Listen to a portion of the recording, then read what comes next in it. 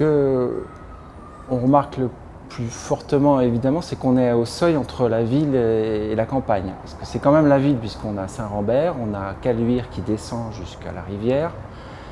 C'est le seuil de l'entrée de Lyon. Mais quand on remonte à l'amont, on a l'impression de rentrer dans le lit d'une rivière de montagne, quasiment un torrent. L'espace change complètement et on rentre dans une pleine nature. Et la deuxième sensation très forte, c'est une sensation de fraîcheur, c'est-à-dire que quand on descend au niveau de l'eau, on oublie tout, on entre dans un microclimat et on oublie le bruit de la ville, la rumeur, et on a un sentiment de confort très fort.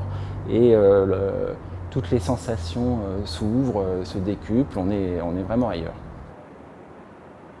Il fallait donner du confort, multiplier les accès jusqu'au Kéo à la ville qui étaient peu nombreux et malaisés.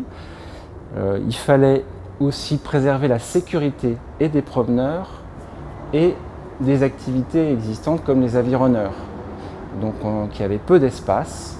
Et du coup, la réflexion s'est créée au fil des études et toujours pendant le chantier avec les clubs d'aviron pour que les deux activités puissent cohabiter. Donc ça, c'était un élément très très fort du projet.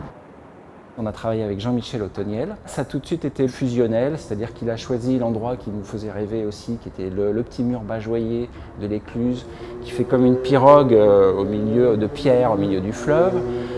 Il y a construit une sorte de petit hôtel orthodoxe, une sorte de petit baldaquin, un lieu où tous les amoureux du pays vont sans doute venir la nuit. Ça va être très très joli. Sinon, c'est vraiment le lieu qui nous avait fait rêver tous les deux. Donc entre son œuvre qui est construite en fonte et avec des perles de Murano, donc des matériaux assez précieux, et notre chemin d'accès et notre passerelle, on peut dire qu'on a vraiment travaillé à quatre mains et que c'est le même ouvrage.